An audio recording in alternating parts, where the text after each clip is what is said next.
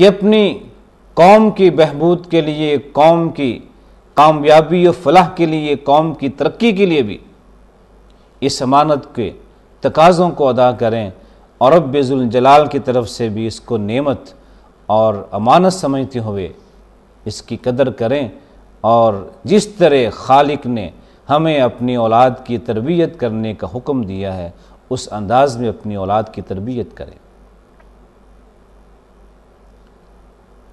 دنیا کے معاملات میں اگر ہم کسی باغ کے مالک ہیں تو ہم کوشش کرتے ہیں کہ ہمارے باغ میں کوئی ایسی جڑی بوٹیاں نہ پیدا ہو جائیں جس سے ہمارے باغ کی پیداوار متاثر ہو، جس سے ہمارے باغ کے درخت یہ پھل نہ دیں یا ان کے پھل میں کمی آ جائے۔ زمین کے مالک ہیں، ہم وہاں بھی سوچتے ہیں کہ فصل میں کوئی ایسی جڑی بوٹیاں نہ آ جائیں، ایسے کیڑے پیدا نہ ہو جائیں جس سے ہماری زمین کی پیداوار متاثر ہو، پیداوار کم ہو جائے۔ ہم ان جراثیموں کو، ان کیڑوں کو ختم کرنے کے لیے جراثیم کش دوائیاں استعمال کرتے ہیں، سپرے کرتے ہیں، اور نقصان دہ جڑی بوٹیوں کو اپنی زمین سے نکال کے باہر پھینک دیتے ہیں۔ تو کیا یہ اولاد جو رب ذوالجلال کی ہمارے پاس نعمت کی شکل میں امانت ہے، ہمارا فرض نہیں بنتا کہ ہم دیکھیں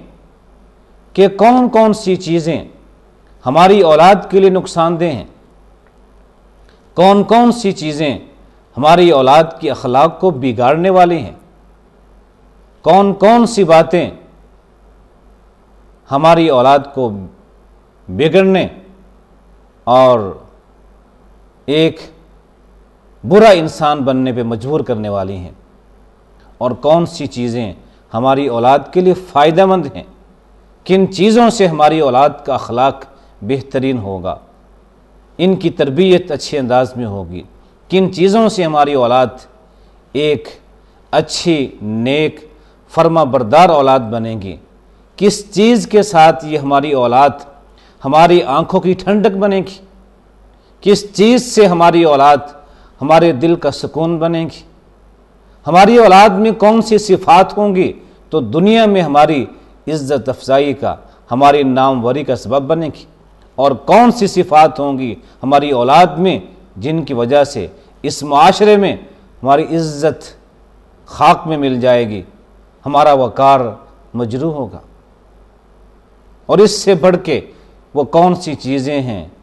جو اولاد میں اگر ہوں تو یہ اولاد آخرت میں بھی ہماری نجات کا ذریعہ بن جائے۔ ہمیں اس بات کی فکر کرنی چاہیے۔ یہی بات اس آیت میں ہے کہ یا ایھا الذین آمنوا قوا انفسکم واہلیکم نارا، کیا ایمان والو اپنے آپ کو بھی جہنم کی آگ سے بچا لو، اپنی اولاد کو بھی جہنم کی آگ سے بچاؤ۔ یہ ہر مسلمان کا فریضہ بنتا ہے کہ اپنی اولاد کی ایسے انداز میں تربیت کرے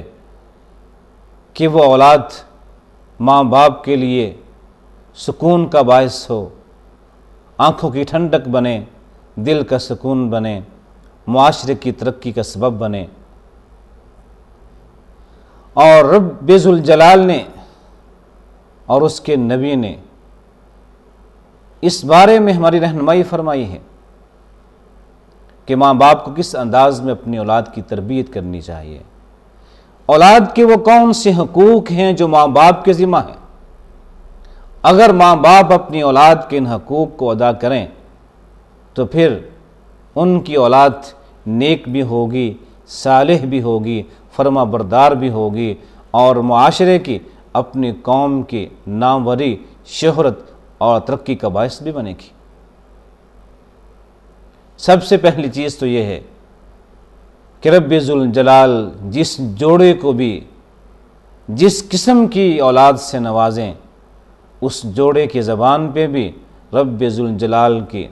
شکر کے کلمات ہوں، اس کی حمد کے کلمات ہوں، اس کے چہرے پہ خوشی مسرت نمایاں ہو کہ ہمیں ہمارے آقا نے ہمیں یہ نعمت عطا کی ہے، ہمیں یہ خوشیاں عطا کی ہیں۔ کوئی انسان نہیں جانتا کہ اس کی اولاد میں سے کون سی اولاد کل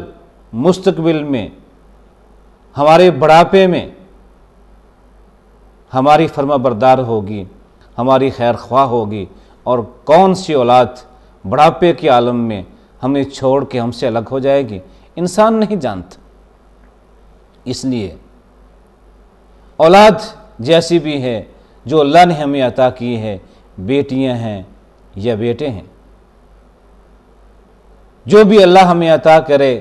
ہمیں اس کا شکر ادا کرنا چاہیے۔ سب سے پہلی چیز تو یہ ہے کہ ہمیں ہر حال میں اپنے خالق و مالک کا، اپنے منعم اور محسن کا شکریہ ادا کرنا چاہیے۔ اور پھر سید کائنات نے ہمیں اس بات کی تعلیم دی کہ جب رب ذوالجلال تمہیں اولاد کی نعمت سے نوازیں تو اس کے کانوں میں سب سے پہلا پیغام، سب سے پہلی بات جو ڈالنی چاہیے وہ رب ذوالجلال کی عظمت، اس کی کبریائی کی بات ہے۔ اپنے بچے کے کان میں اذان دیجئے، اسے بتا دیجئے کہ اللہ اکبر، اس کائنات میں سب سے عظیم ترین ہستی اگر کوئی ہے تو رب ذوالجلال کی ہے۔ کوئی عظمت کا مالک ہے، کبریائی کا مالک ہے تو ایک اللہ ہے۔ اللہ اکبر، اللہ سے بڑی کوئی ذات نہیں ہے۔ اس اپنے چھوٹے سے بچے کے کان میں یہ پیغام دیجئے، رب ذوالجلال اس کے دل میں، اس کے ذہن میں یہ پیغام پختہ کر دے گا۔ لیکن ہمارا کام یہ ہے کہ ہم اپنے بچے کے کان میں یہ پیغام پہنچا دیں کہ اللہ اکبر، اشہد ان لا الہ الا اللہ، اس کے کان میں ہم یہ پیغام دے دیں، اس کے دل میں، ذہن میں یہ بات پختہ کرنے کی کوشش کریں، اسے بتا دیں کہ ایک اللہ کے سوا اس کائنات میں کوئی ذات ایسی نہیں ہے جس کی بندگی اختیار کی جائے، جس کی غلامی اختیار کی جائے۔ صرف ایک اللہ کی ذات ہے جس کی بندگی جائز ہے، ضروری ہے، اس اللہ کے سوا کوئی ذات نہیں جس کی ہم بندگی اختیار کریں۔ اشہد ان محمد الرسول اللہ، اور اس بچے کے کان میں یہ پیغام دے دیجئے کہ اس اللہ نے اپنا ایک رسول، اپنا پیغام دے کے ہمارے پاس بھیجا ہے۔ اس کائنات میں، اس روئے زمین پہ اگر کوئی ذات ہے، کوئی ہستی ہے جس کی اطاعت بغیر سوچے سمجھے کرنا ہمارا فریضہ ہے، جس کی ہر بات واجب الاطاعت ہے، وہ اللہ کے رسول کی ذات ہے۔ وہ اس کا رسول ہے، اس کا پیغام لے کے ہمارے پاس آیا ہے، اور رسول ہمیں جو بات کہے اس بات کو ماننا ہمارا فریضہ ہے۔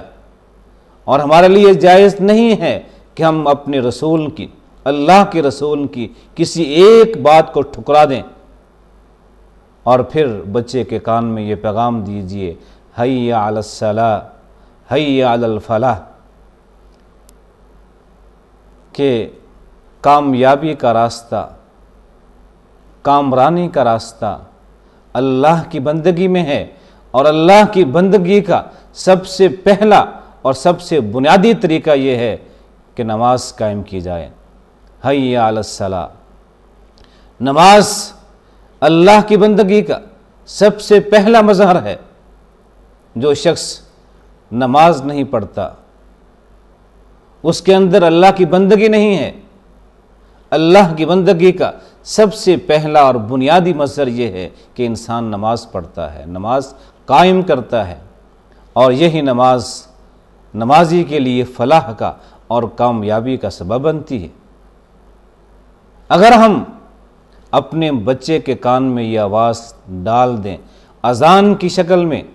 تو اس کے فائدے یہ ہوتے ہیں کہ جب کسی بھی مقام پہ اذان دی جائے،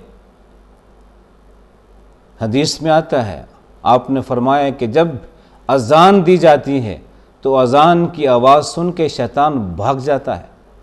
جس مقام پر بھی اذان دی جائے، اذان کی یہ برکت ہے، وہاں شیطان نہیں ٹھہرتا۔ جس گھر میں شیطان کے اثرات ہوں، اگر وہاں بھی اذان دی جائے، شیطان وہاں سے بھاگ جاتا ہے۔ اپنے بچے کے کان میں اذان کہیے، آپ کا بچہ شیطان کے اثرات سے محفوظ ہو جائے گا، اسے اللہ کی عظمت کا پیغام مل جائے گا، اس کے رسول کی رسالت کا، اس کی اطاعت کا، اتباع کا پیغام مل جائے گا۔ تو ماں باپ کا یہ فرض ہے کہ اپنے بچے کے کان میں اس کی پیدائش کے موقع پہ اذان کہیں، اور پھر جب یہ بچہ 7 دن کا ہو جائے تو 7ویں دن عقیقے کی شکل میں رب ذوالجلال کے سامنے شکر بجا لائیں۔ پیدائش کے 7ویں دن عقیقہ کرنا، اگر بیٹا ہو تو اس کی جانب سے 2 جانور، اور بیٹی ہو تو 1 جانور ذبح کرنا، اسے عقیقہ کہا جاتا ہے۔ اور حدیث میں آتا ہے کہ ہر بچہ اپنے عقیقے کی عوض رہن ہے۔ ہر حال میں بچے کا عقیقہ کرنا چاہیے۔ اگر ماں باپ کے پاس استطاعت نہیں ہے تو پھر جب بھی اللہ استطاعت دے، ماں باپ کو دے، اولاد کو دے، اور اسے معلوم ہو جائے اولاد کو کہ میرے ماں باپ کے پاس استطاعت نہیں تھی، میرا عقیقہ نہیں کیا گیا، اگر وہ جوانی کے عالم میں بھی اسے اس بات کا احساس ہو جائے تو تب بھی اسے یہ کام کر گزرنا چاہیے۔ سنت یہی ہے کہ پیدائش کے 7ویں دن عقیقہ کیا جائے۔